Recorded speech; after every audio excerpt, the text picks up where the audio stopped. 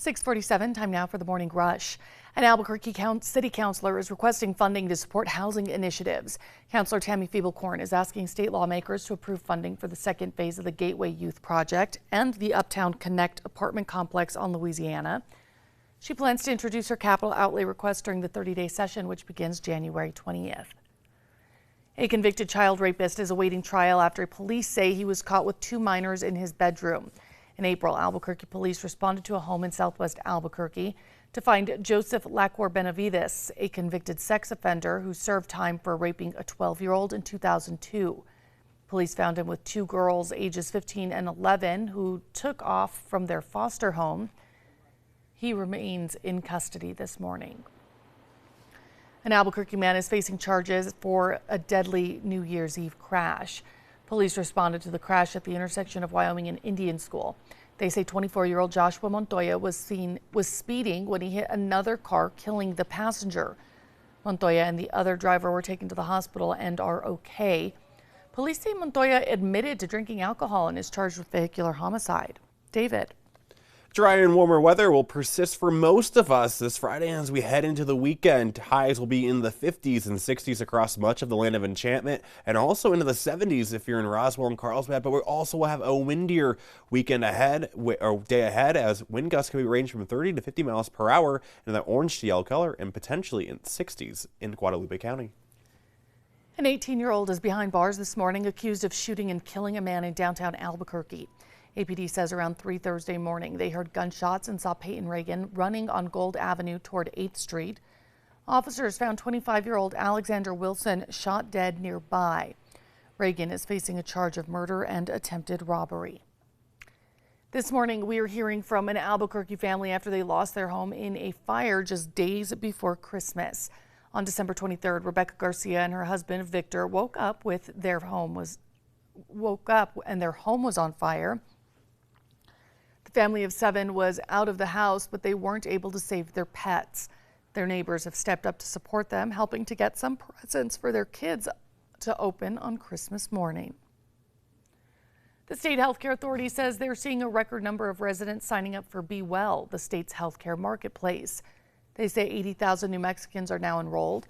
The record enrollment comes as federal insurance subsidies under the Affordable Care Act expire, which was a key contention point during the last government shutdown.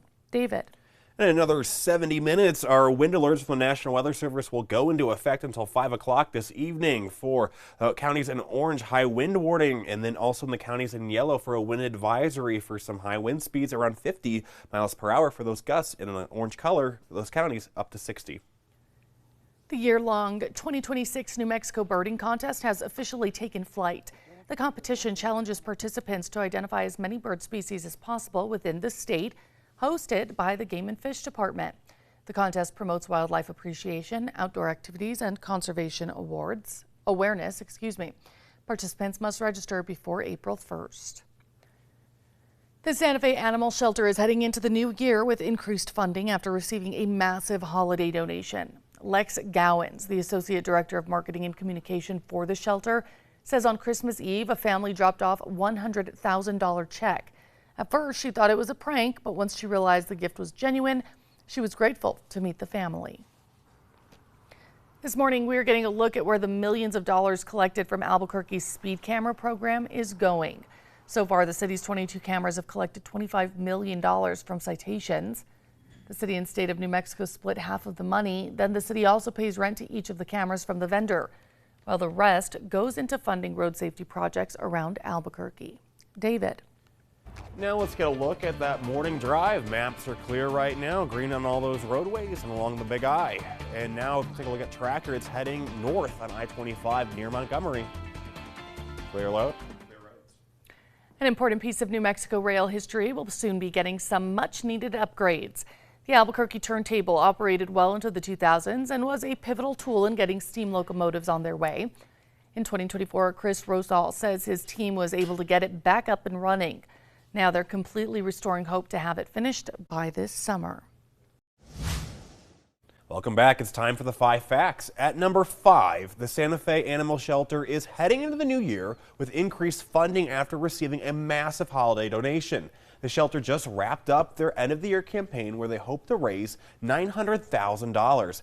Lex Gowins, the Associate Director in Marketing of the Communication for the shelter, says on Christmas Eve, a family dropped off a $100,000 check. At first, she thought it was a prank, but once she realized the gift was genuine, she was grateful to meet the family. And number 4, this morning, we're getting a look at where the millions of dollars collected from Albuquerque's speed cameras program is going. So far, the city's 22 cameras have collected more than 500,000 citations, which has turned into $25 million. The city and state of New Mexico split half of the money, and then the city also pays rent to each of the cameras from the vendor, while the rest goes into funding road safety projects around Albuquerque. And at number 3, if you haven't heard me say it before this morning, today is going to be a windy to breezy day throughout New Mexico. Into the morning and into the afternoon, we'll start to see those wind speeds increase before we see widespread breezy to windy conditions in the state. And number 2, an 18-year-old is behind bars this morning accused of shooting and killing a man in downtown Albuquerque. APD says around 3 Thursday morning they heard gunshots and saw Peyton Reagan running on Gold Avenue toward 8th Street. Police say Reagan was carrying what appeared to be a rifle. During a search of the area, officers found 25-year-old Alexander Wilson, who they said had been shot several times. Wilson died at the scene. Reagan was taken into custody.